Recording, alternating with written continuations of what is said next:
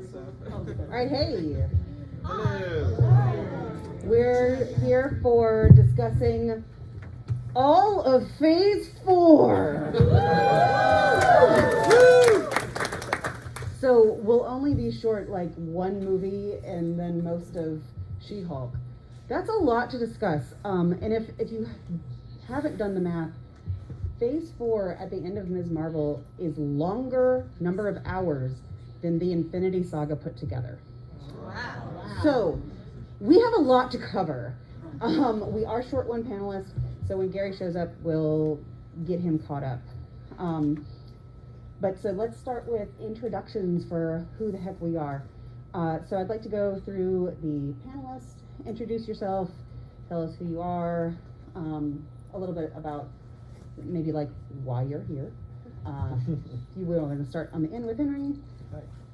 Yes, hi, I'm Henry Hanks. I've been doing these panels here for about 20 years and big MCU fan, written for CNN and Sci-Fi, Wire, and just happy to be here for another panel and glad to see a nice crowd here to talk about it.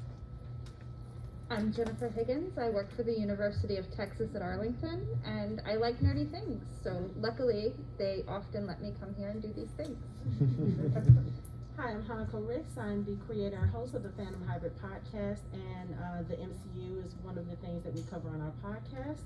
I have been a panelist at DragonCon now for, I think, 12 years, and I've been on this track off and on for about 5. And this is the point in which I ask, can you hear everyone? All right. Eat the mic. And also, just reminders, DragonCon asks us, please keep our masks up over noses, please. And if you have loose change, give to the charity. And also, make sure you rate us in the app. I will remind you of that before you leave.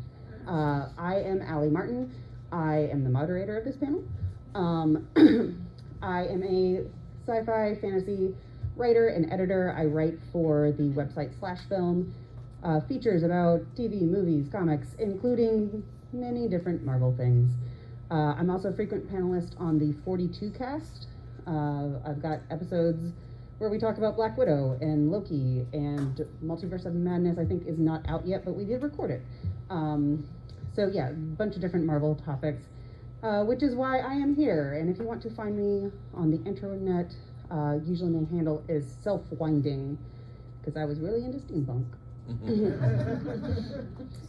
So I wanted to talk first about Phase 4 brought us episodic television. And so my first question for the panel is, in what ways has introducing these episodic series enhanced or hindered the MCU, in your opinion?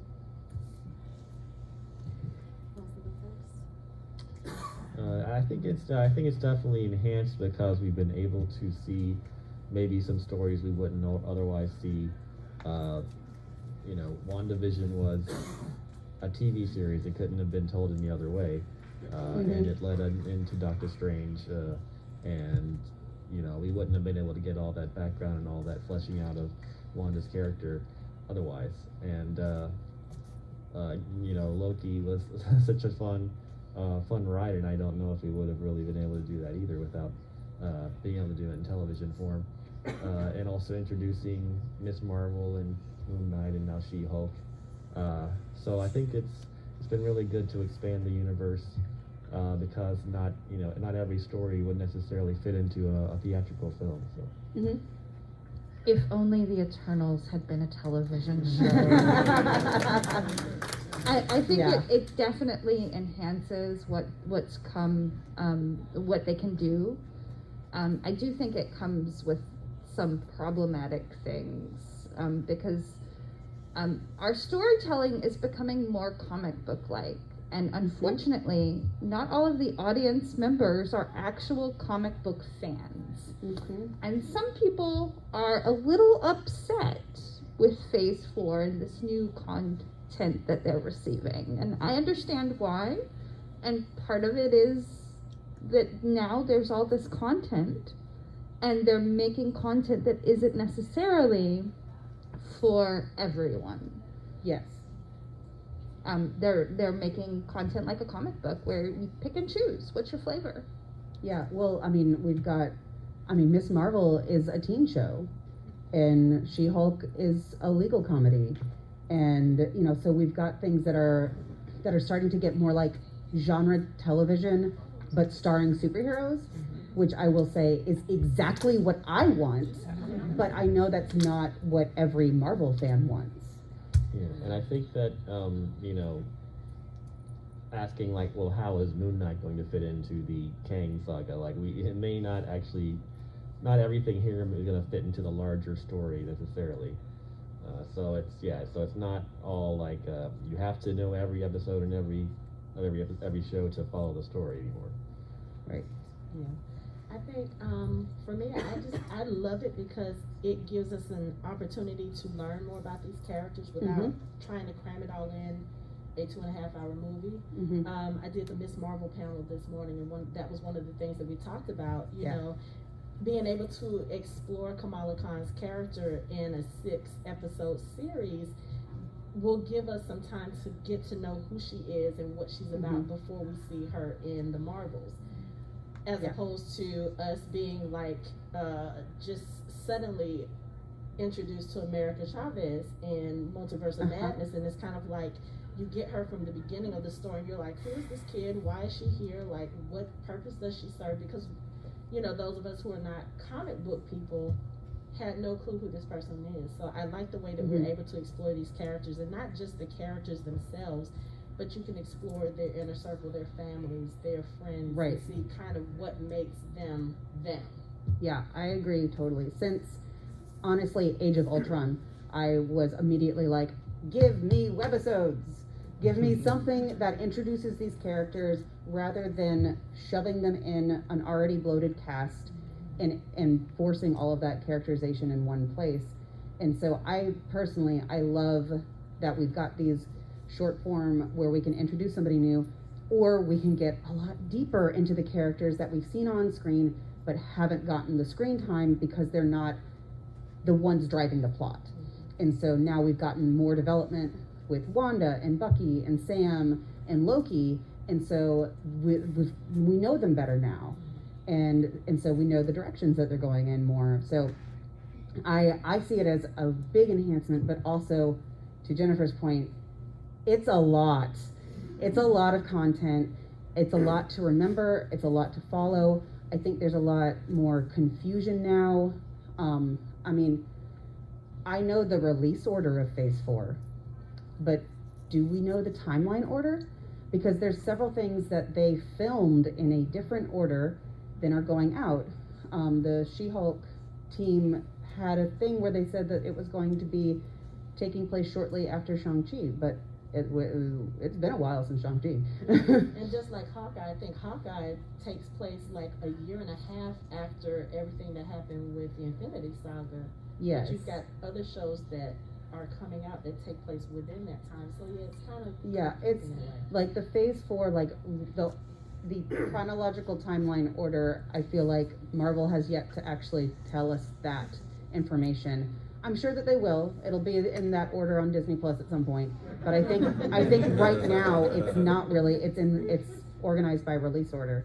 Do you have a comment about timeline? Talking about the episodes, I think one thing that we haven't mentioned is the pandemic. And if we hadn't have had that, you would have had like a 2-year gap with no MCU. WandaVision was not supposed to be the opening to Phase 4. Right. And so like that is entirely the pandemic's fault. Yeah. And then of course, I'm sure everyone knows that there were a lot of changes to the Falcon and Winter Soldier storyline because of the pandemic. And so Phase 4 was deeply affected by it, and I think some of the fallout is that they were scrambling with timeline changes and things like that. So and Black Widow as well.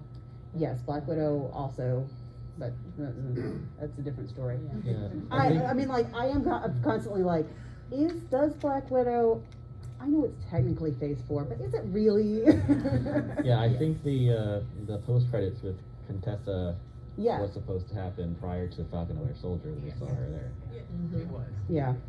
Yeah, the pandemic has had a huge effect, and I think it's really impossible to quantify how much the pandemic has affected, because at this point it's affecting the stories that are coming after, because they've had to scramble to get everything for a few pieces together, and now they have to figure out how those changes affect the other titles. Right. While we're on the Disney Plus series, and like I don't need to necessarily get into it because we have so much content to cover, I want to talk kind of broad. What was your favorite series? Just like title, your favorite Disney Plus series, so the television series. For me, it's still Falcon and the Winter Soldier. Falcon and the Winter Soldier. I'm gonna have to say WandaVision. WandaVision's so good. Henry, what about you? Definitely, WandaVision's a very close second, but I think I would go with Loki because of just how wild it got and how. Sorry, I definitely said I would have to go with Loki just because of how wild and how far it expanded the idea of variants and multiverses and so forth, and definitely went into some very odd places that I enjoyed. Yeah, my entire heart is with Bucky Barnes, so. Oh. So the other thing that we have to kind of consider with Phase 4, especially those early shows coming out, did having those series that were dedicated kind of primarily to grieving specific characters, did that help you move past your grief of losing characters either to death or contract release? No. No. And I say that mainly because I'm still very bitter about the way they handle Black Widow. Just in general, there are certain things I feel like, and this may just be the emotional fangirl in me, but like seeing that girl power moment in Endgame, and she was not a part of that, when she was so much the reason that moment happened. I felt salty about that, not getting to explore her character more, especially because of, I think even before the pandemic, they delayed the release of Black Widow because Black Widow should have come way earlier in the release schedule than it did. And I just feel like, in a way, I guess Hawkeye kind of helped me deal with her death because of that, especially that beautiful scene where Clint takes out his hearing aid and he can't hear anything, and he's talking to the memorial, and he's talking to her. Like, I cried in that moment because I was like, this is what I needed. Yes. Because you don't really get to see the rest of them mourn her, because so soon after her death, you had to deal with Tony's death. So I feel like it didn't get the moment that it needed.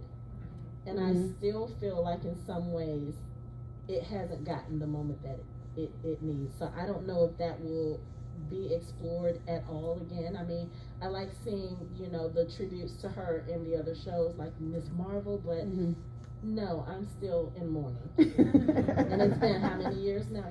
Yeah. I think that part of the problem with Phase 4 is that it happened during a pandemic. Yeah. And I don't think that we wanted a show about grieving. Even though maybe a lot of us needed some outlets for grieving, I think that a lot of people would have preferred something less about the consequences of what's happened before, so that they could escape a little bit better during the pandemic.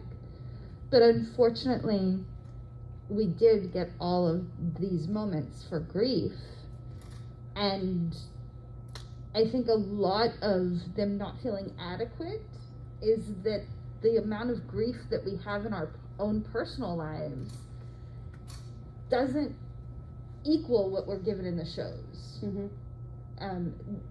It doesn't feel sincere because it doesn't really equate to the grief that we have in our own society. And it's a really difficult blending that's happening, I think. Yeah, that's a good point, because WandaVision is all about grieving, and in many ways Falcon and the Winter Soldier is about that. And with Ironheart coming up, I'm sure we'll touch on Tony and his legacy. I kind of see Tony as getting touched on some in She-Hulk with Bruce's comments, particularly in the first episode. I'm not going to say anything about the third episode that just aired, by the way, so don't be afraid if you didn't watch that on Thursday. Right. And Hawkeye, of course, as you mentioned. Yeah, Hawkeye's all about. That's why I was like, I'm seeing this theme here, and one of the things that Kevin Feige was saying at San Diego Comic-Con was that part of this is like a reaction, like Phase 4 is a lot of a reaction to Phase 5. And I will be talking about that more specifically when we get to the Phase 5 and 6 at the end. Yeah, for me, I felt pretty good about the grief. I liked that there was a series that kind of dealt with each one, even though Tony we haven't really gotten to as much, but I'm sorry guys, but I don't like Tony that much, so sorry. But for everybody else, I felt like it was nice to have something, even though I know a lot of Steve fans are like, but is he?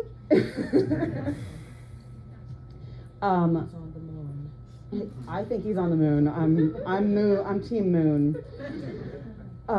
So how has this increased focus on these specific characters, either through the series or through solo titles, has it changed your perception of any of these characters or your opinion on them? Henry, you're nodding. Do you want to go first? Has it changed, the shows have changed my theory? Yeah, shows or solo titles, because we now have more solo titles coming out with characters who are not part 2. Right.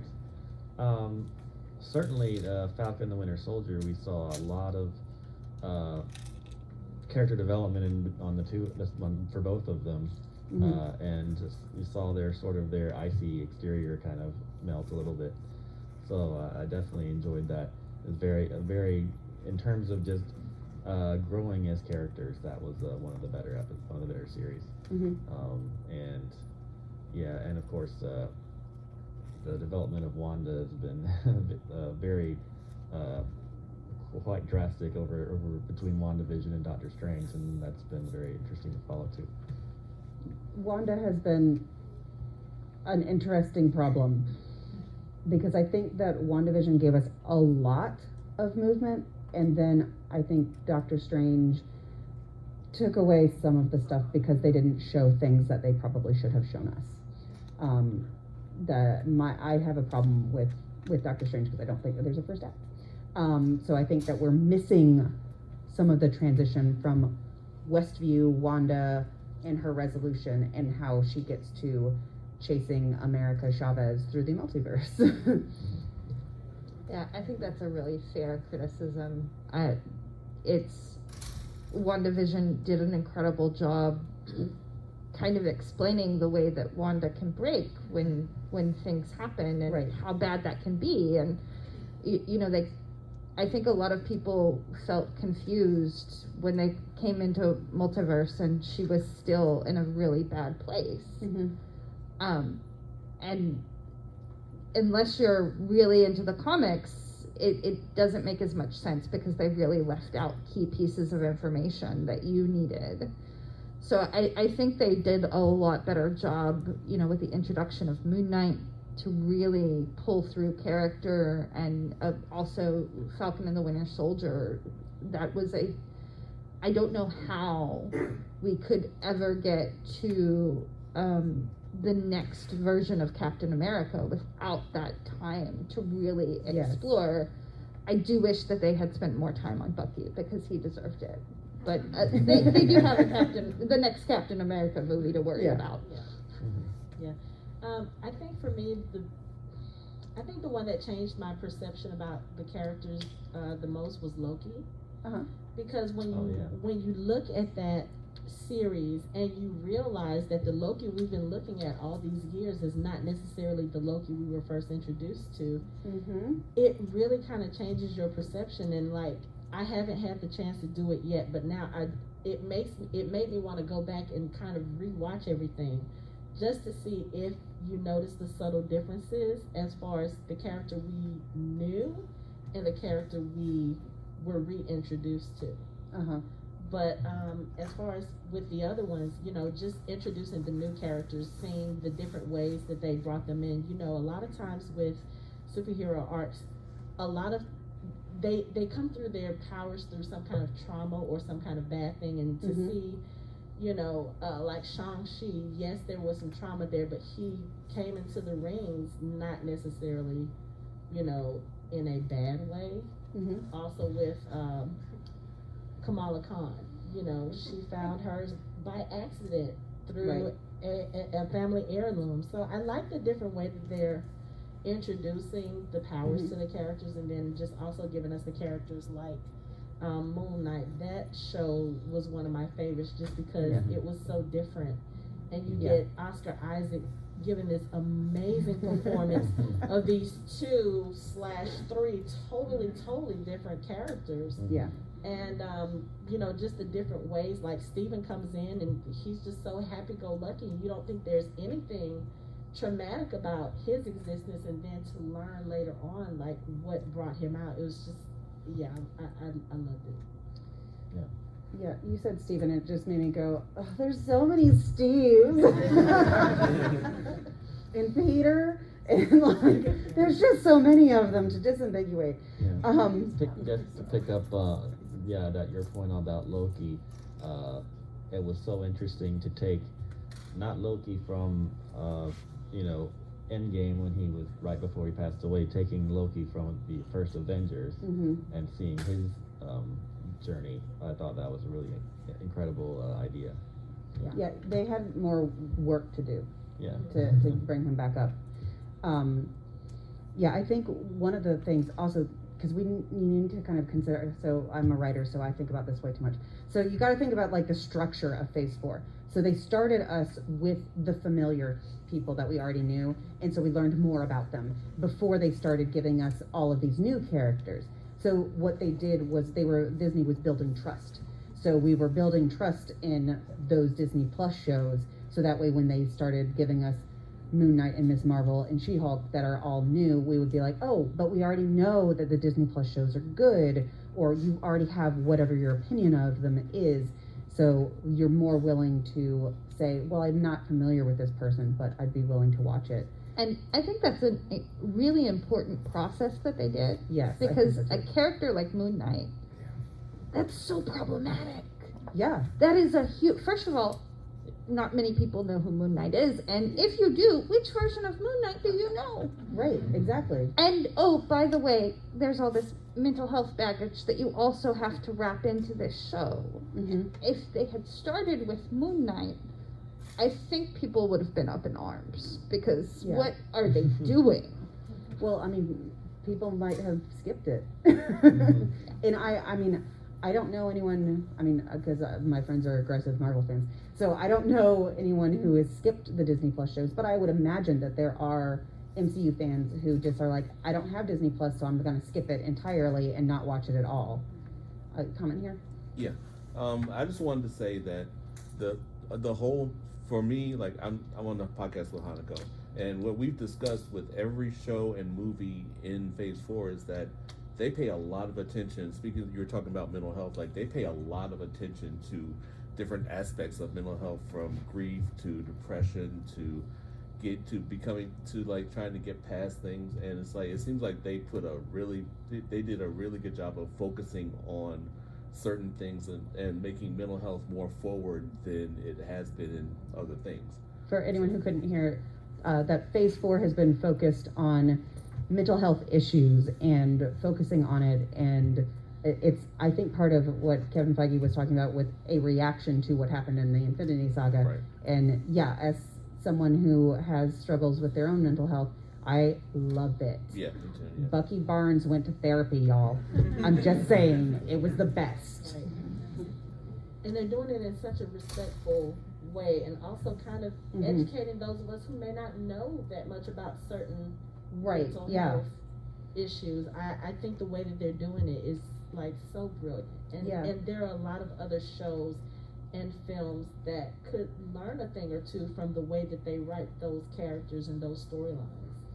I think so many times we've asked ourselves, oh well, sure, they had this big action sequence, and now they're going to pretend like nothing happened. And so this phase is incredibly important because stuff happened, and guess what? There are consequences, and some of those consequences are, you know, it's not something you can just brush off and move on. And sometimes you have to, because there are still bad things happening. But that doesn't mean that the people are able to do that well. And again, I think it's a little unfortunate that it's happening at this time, because I think that people would appreciate the storytelling of what they're doing with these consequences a lot more if we weren't looking for so much escape. Because a lot of the comments I hear from other people who are more not invested in the comic books is what happened to the fast-paced action of phase one. The phases that came before were very tight ships. Yes. The storytelling was very, very tight and quick and compact, and now we're in this nebulous zone of how do people deal with consequences. Yeah. The storytelling is much looser, which like overall, because they have more titles. You know, I mean, like, think about how short phase one was in comparison. Like it was, you know, a handful of movies, and that was it. Come here. So talking about skipping the Disney Plus series, it seems like with Loki and even What If to a certain extent, if you didn't see those, how are you going to really get Multiverse of Madness? And maybe that had an impact on the reaction to people. I would agree that if you skipped Loki and What If, it maybe is harder to parse Doctor Strange and the Multiverse of Madness, because, I mean, they do touch on it in Spider-Man No Way Home, but it's not to the same level. And I think especially Loki is key because that is where they break the timeline. Your comment? I just wanted to know if you guys thought them introducing characters through shows or through movies was better. Is it more successful introducing characters through television shows or movies? I think it depends on the character and the story. I think for me, like I said, someone like Ms. Marvel, I enjoyed the way her story unfolded in the different episodes, because it was like, you get to know this person, you get to know her family, you get to know a little bit more of her story than I feel we would have gotten if she had just been introduced in a film. And I mean, that show had a lot of important things in it. We talked about it this morning. How many of you knew about Partition before you watched that show? Yeah. You know, and I don't think if they had introduced a character like her in a film, we would have never gotten that, or we wouldn't have gotten it to such a degree. I mean, still, we only got one episode talking about Partition, but it was enough for me to say, oh, I need to go and see what this is about. It's similar to if you watched Lovecraft Country or The Watchmen, learning about Black Wall Street, and so many people never learned about that. Yeah. I think that's an important part of her story, and I think that would have been lacking if we had been introduced to her character in a film. I want both. I think both are important, and everything that you said about Ms. Marvel is true. And, I agree, both are important. If they had introduced her in a movie the way that they did with America Chavez, it would have been a huge disservice to her character and what she represents. So I think that the fact that we get both these long forms and we can still also introduce people in movies is important, because there is something to be said. I don't think they did it well with American Chavez, but there is something to be said of, bam, you have somebody that have this incredible power, and what is going on, and being able to unfold that story in real time. That is valuable. Sometimes it's not possible in a way that really serves the character. Henry? Yeah, I think generally speaking, you probably just in terms of having time to tell their story, the TV series might be preferable. You know, just because you're able to flesh them out and you have the 6 hours or whatever to do that versus 2. So. I think it depends upon the function of the character. If the character is going to be a main character, a main staple in the Marvel universe, Whether that's going to be on the Disney Plus series or in the films, I think a show works better because you can get deeper, like they were saying. But if it's just America's a plot device, I love the character. I am hardcore Young Avengers, but she's just a plot device in Doctor Strange. So yeah, she doesn't need, like, if that's how they're planning to use her right now, she doesn't need a show in that level of depth right now. So I think it just depends upon the function of the character in the Marvel universe. I'm gonna go here, and then I think there was somebody okay. I was just gonna say to that point, Shang-Chi is a perfect example, right? Yes. He was, I don't think he needed a series. Yeah. He got a lot in that movie, and because it was focused on him, but I felt Yes. like it was well done. And, you know, unlike, and I think it's because, like, unlike Miss Marvel, where they went through so much of that wonderful history. Oh my God, can they please show this TV series in history classes? I'm not even kidding. It was so good. But you didn't have all that, and you didn't need all that with Shang-Chi. So the movie introduction was great. Yeah. Over here. Does the series What If fall in phase 4, or was it just for fun? It's part of phase 4. Part of phase 4. Yeah. I actually don't know the order, the phase 5 animated shows. I can't like picture where the order is where they fall, but they're, and like some of them I'm not sure how to count them. Like the Spider-Man freshman year is technically not 616 MCU, it's Right. technically a different, so like I don't know how they count that. And I don't know the X-Men 97, I don't know how they count that one.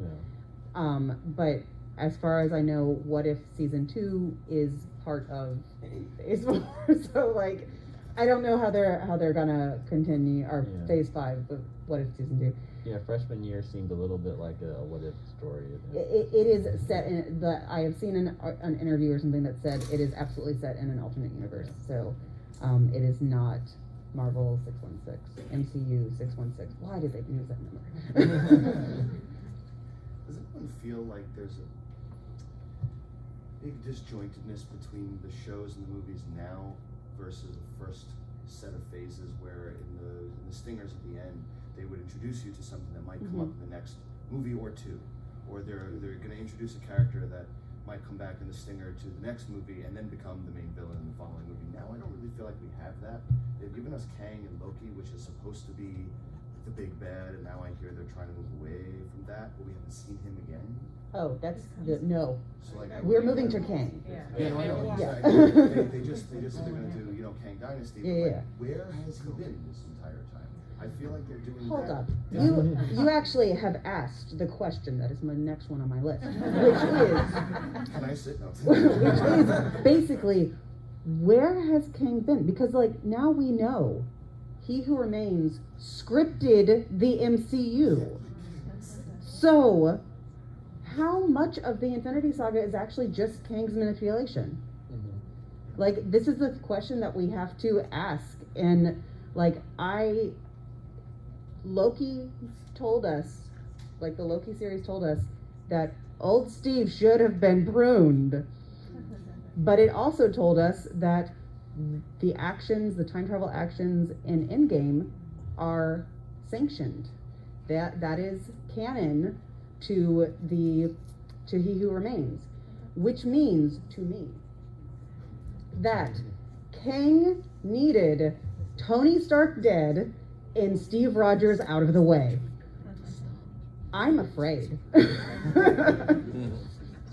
And I mean, like, not to say that they are like the superior heroes and that these other heroes can't step up, but I'm like, that's interesting that this is the way we get only one version of events, and it leads to these two characters being removed. Interesting. Do panelists have comment before I take? I do have a very important comment, because I have heard similar thoughts from other people that I've discussed this with, and people want to know, where are our little hints, like we got with the Infinity Stone? Oh, I don't mind that.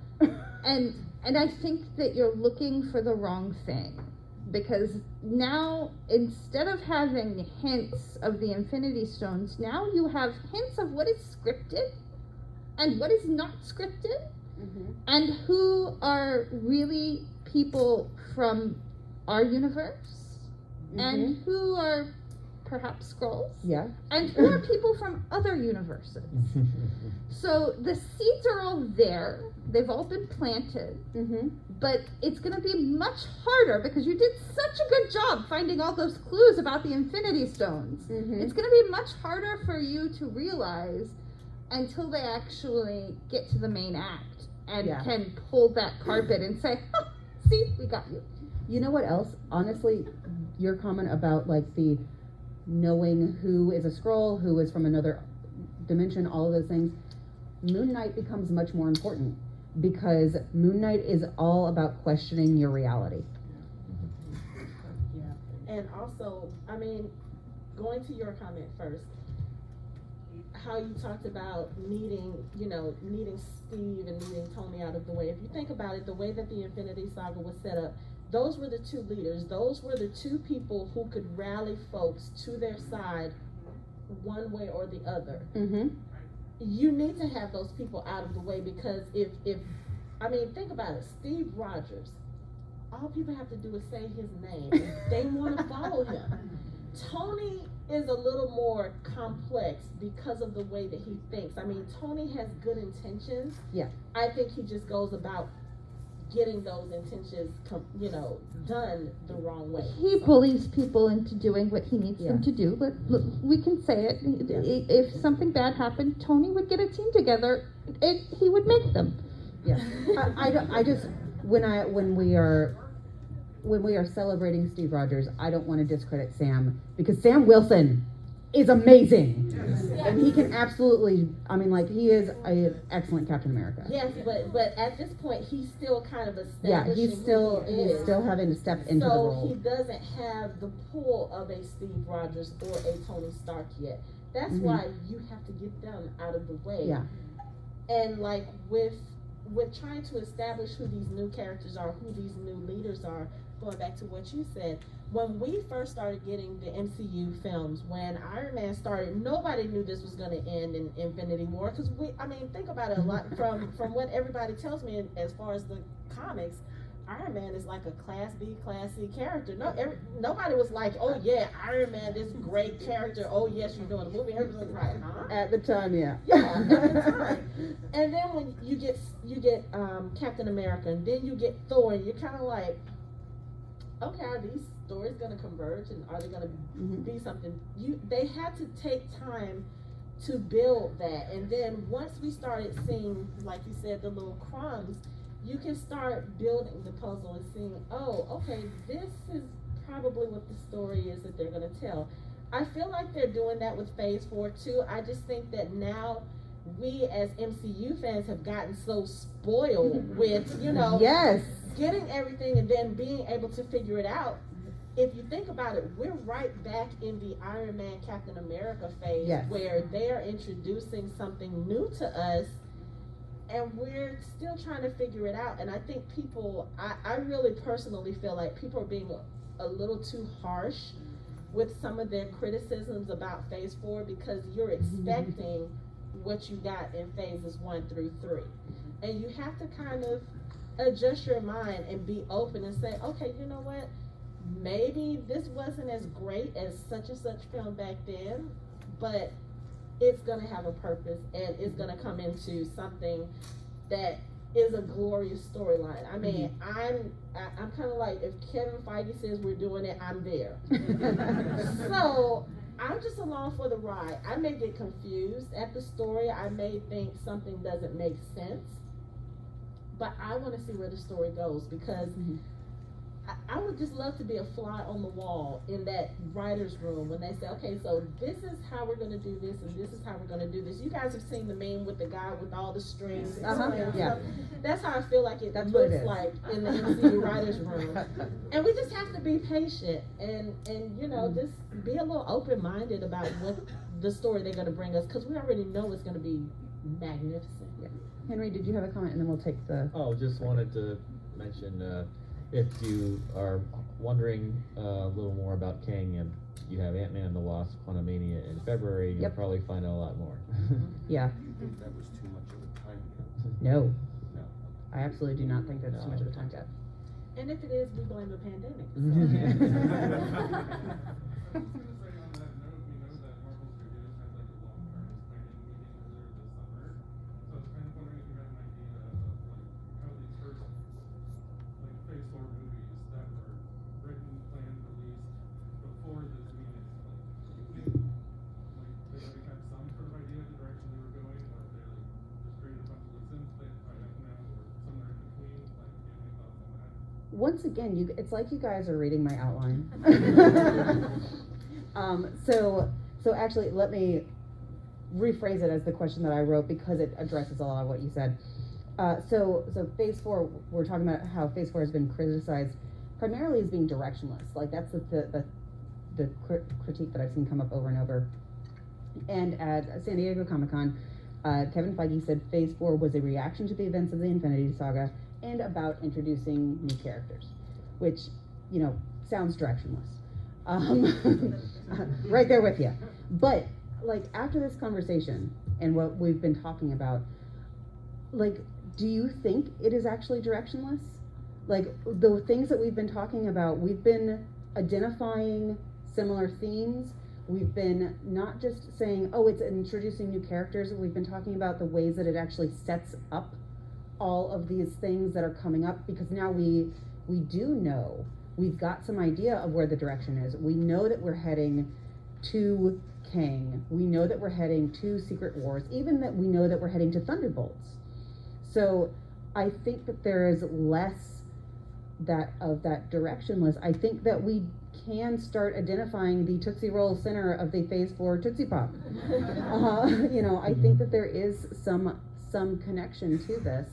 And I think that the Phase 4 movies are starting some of that groundwork, because we know Multiverse Saga is the name of the game, and we have had 2 films dealing with the multiverse.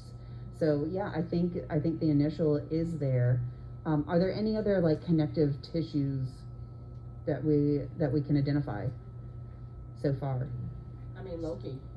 Loki has been a central portion of this. And then, I'm trying to think. You know, Miss Marvel, Moon Knight. There are lots of connective tissues dealing with pantheon of gods, different realms, different dimensions. I think there's a lot of connective tissue there. I think part of the reason it feels directionless is that it's a lot of content. It's a lot of content. It is longer, right, than the first 3 phases. Yeah. And so you're expecting, well, I should be at the end because you were there quicker the first time around going through. Phase 1 was very fast. Phase 2 was very fast. Phase 3 was a little bit longer, but still not as long as Phase 4. And part of that is the pandemic. Part of it is we have new modes of media to explore, and we are exploring longer stories. I also think that we're pulling a lot more different strings. We're going to the Thunderbolts. We're going to Secret Wars. There's a lot more pieces that they're all setting up all at once so that they can do much more complicated stories in the end. So we have all of these strings that we see, and we don't yet know how they're going to line up, but it will happen. They do have a plan. Yes, they're still having plans, but guess what? They did that between Phase 1 and Phase 2 and Phase 3. They did have to course correct those phases. Yeah, we all know that there was a Serpent Society Captain America movie that did not materialize. You know, so like we know that they did course correct on several different things, and they changed their mind on some of the things that they were doing, but that didn't change the big plan. Yeah, and I think a lot of the material that we have is very much going to the same place. Maybe not Moon Knight. It doesn't seem like it's going to another dimension, but you have the duat there. Yeah. There is a realm. There is a realm. You have the gods. It does tie into Thor: Love and Thunder. It ties into what's going on in Loki. All of these things have lots and lots of cross ties. Yeah. And then I think also too, like when they first started introducing these films, did we know that it was a phase 1? Did we know that it was a phase 2? Oh, when they started, we didn't know. Right, that's what I'm saying. It's like people are like, oh, but they didn't do phase 1, phase 2. It's shorter. You didn't even know there was a phase 1 No. when this started. So it's just again, it's because we're so used to it now. We know what the process is. Right. That I feel like we're putting all of these expectations on them, and we're saying, oh, you did this, and 10 years ago, and I just feel like I'm gonna be very cliche right now. There's a method to the madness, and trust the process. Yeah. Yeah, speaking of a lot of content, because phase 1 was a 4-year phase, and this is less than 2 years. Yeah, it So was it's a 4 years it's a phase, shorter 6 time. titles. Yeah. 6 titles over 4 years, you guys. We got 15 titles in 2 years. Like, We will be complaining so much if that was the case now. it's super different. Way back. Yeah. Can you speak up a Can you little? stand up and project a little?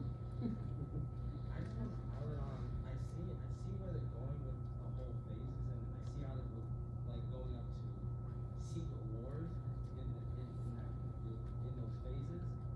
But I'm thinking, if you've read the Secret Wars comics, how are they gonna amount to like how almost everything played out in the comics, like how Doctor Doom basically became God and all of that? How are they gonna amount to that? So far, in a way, they've kind of like switched up some of the stories in a way. Where it's not exactly like what the story, but it's like it's mixed up.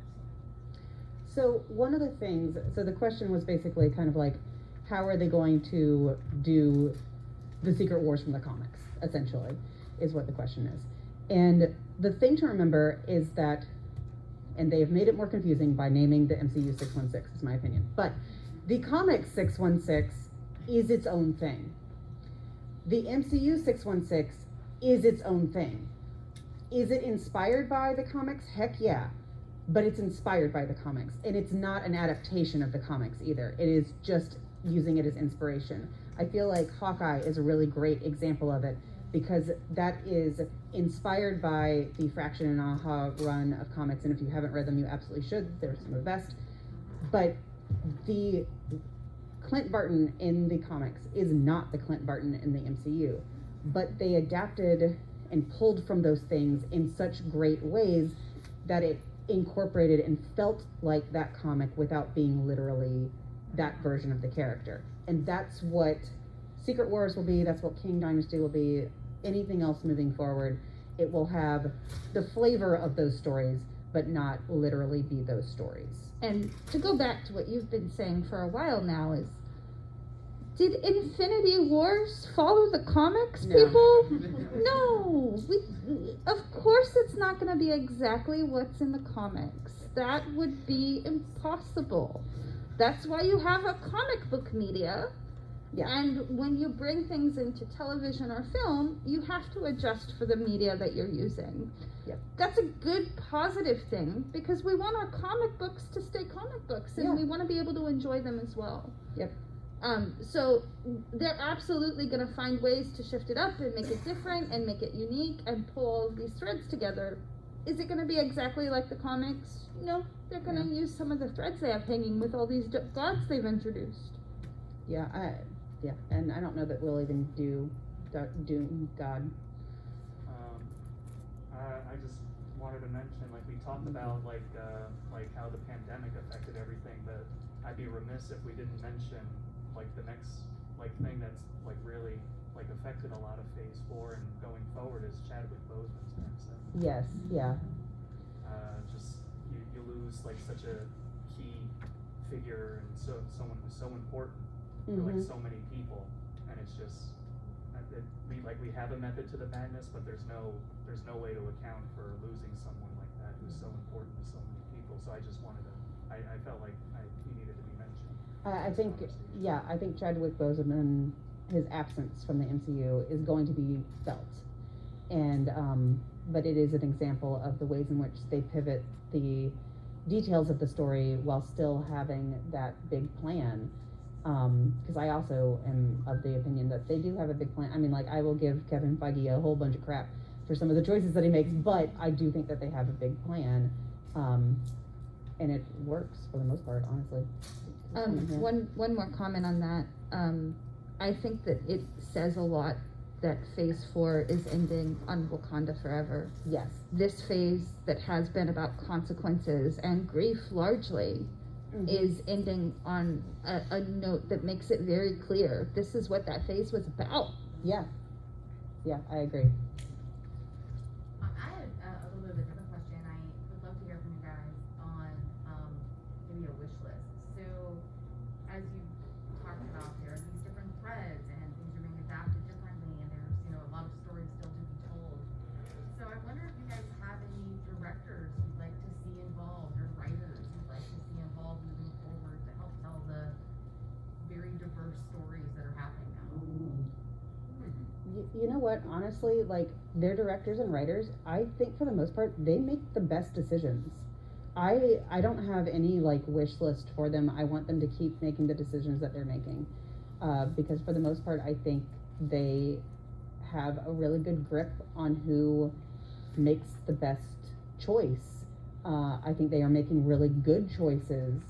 There's not a lot of Joss Whedon choices anymore, and so because of that, I trust what they're doing now, and so I don't really have a wish list. I'm willing to do what they want. Does anyone have a wish list?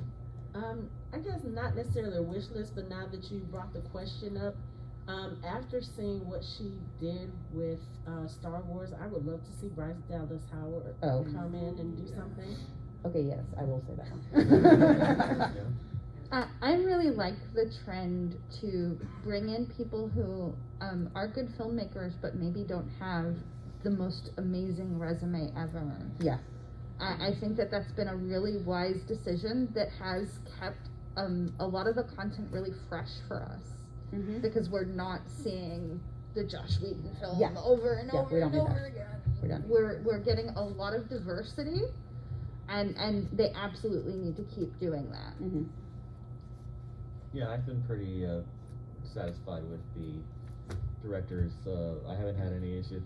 The writing you could take issue with here and there. Yeah. The directing, not. My one thing that I could say, I guess, for a wish list is that I do wish some of the content that they're pulling directly out of the comics, image perfect, like they did in Thor: Love and Thunder. I would love to see them credit the artists. Artists. I would like to see them credit the artists. David Aja should have been credited for Hawkeye. That's a whole other panel. Yeah, I know, it is a whole other That's a panel. whole other panel, because they will credit them like in the end credits, like if you squint, you'll see This kind of credit. Right. Yeah. Right. This kind of credit actual involvement and how their content is used, actual voices. Yeah, they always said it's based on the Marvel comics, because if they were to credit every person, it would take up the entire credit. Yeah, it is. That comment is a totally different panel. Yeah. I will say, when you said wish list, I thought you were going to ask us for like what titles and things, and so I'm taking the opportunity to say Young Avengers. Yeah. I have been dying all Phase 4. I'm like, all right, we've got Billy and Tommy, we've got Eli, we've got Kate, we've got America. I'm just like, give me Teddy. Let's go. So yeah, that's where I live. Back and then the purple mask, and then over here. Yeah, I think we've got time for everybody. So far, I thought Phase 4 was alright, but one of my biggest problems for me was its constant humor throughout most of its movies and TV shows. Can't hear you. You don't. How do you think the amount of humor they have now in Phase 4 has affected your enjoyment?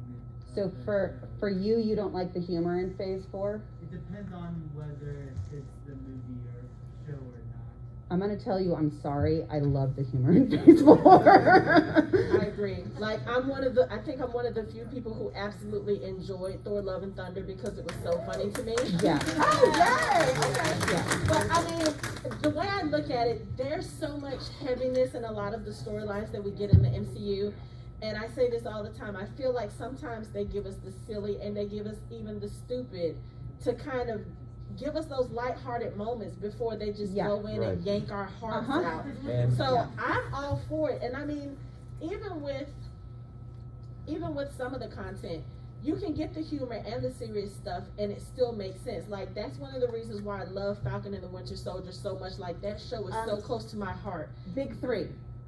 Like I'm just telling you, the big three. It's hilarious. Yeah, I mean, you had those serious moments between Sam and Bucky. And, I mean, we know them from the beginning of their story, and then to see them tackle the issues that they have, and they did it in serious ways. But I mean, they're sitting in the therapist's office having a stare off. How can you not love that? Yeah. So yeah, the humor. Keep giving it to me. I love it, and you know, like I said, it gives me something to be happy and smile about. The Peter before Parker. I know you're about to yank my heart out. So yeah, The Peter Parker conversation. And you take once again, Thor: Love and Thunder was a movie about grief, and yet it was still one of the funniest movies. Yeah, exactly. I think this goes back to this is all happening during a pandemic, and sometimes maybe they correct too much, and maybe sometimes we're just in not the right frame of mind ourselves because of the life that we're leading in a pandemic. But I do think that they're being very mindful that, especially now, Thor: Love and Thunder, right? The pandemic is still affecting titles, because when you have a storyline like Mighty Thor that is so hard, and a storyline like Gore the Butcher that gets dark. These can go to some dark places. Maybe when they were running this ship the first time, they thought it would be okay, but then a pandemic happened, and now they're like, oh, we better put a lot of humor in this, because otherwise, people are not going to want to deal. That was going to be in it no matter what, because it's Taika Waititi. That has nothing to do with the pandemic. Purple mask in front. So you kind of touched on the Young Avengers, and I'm just curious, you still have a couple of like OG Avengers still living in the universe with movies coming out still. What are your theories on the Young Avengers, and are they going to be integrated, or are they going to start their own separate story, and are they going to be like a TV show or a feature? Like, what are your thoughts and theories on how they're going to come together? Phase 6 has some blank spots. That's one of the things. I'm assuming we'll fill in some of them at D23. But Phase 6 has some blank spots. And so, here, you want to hear my headcanon? Yeah. Okay, so Thunderbolts ends Phase 5. So for those who don't know, Thunderbolts is basically a Dark Avengers is another similar story, but it's basically like anti-Avengers, you know, where kind of like villains are the heroes. So I think that there will be something that happens, Captain America New Order is right before it, something that happens there that then triggers Thunderbolts, that our Avengers the current Avenger team is no longer operating or allowed to operate, and that's when Young Avengers will show up. And so I don't know that they would be in Thunderbolts, but that they would be active either maybe around it or as a result of it. And then we'll see them, plus Young Avengers ties so directly into Kang. So I'm thinking we'll see them around Kang as well. I'm sorry for all of the hands that just went up, because we have 1 minute. And I think picking up on that thread, something that is happening behind the scenes and to watch for as we move into the next phase, some people are getting distracted. Some people are getting put aside. That's going to be critical, and I think that does leave the door open for the Young Avengers to have to step up. Yeah. Because people are no longer able to be the adults in the room and solve their problem. Yeah, I think that's going to be a big thing. And picking up off your mention, D23 is in less than a week, so we will know a lot more very soon. Yeah, we're going to know a lot more really soon. the rumors are crazy about what's gonna come. Yeah, I'm like, everyone's like, fantastic forecast. And people are just dying to hear anything about mutants or X-Men too. Yeah, we didn't even get there because Phase 4 is so huge. Well, thank you everyone so much for joining us.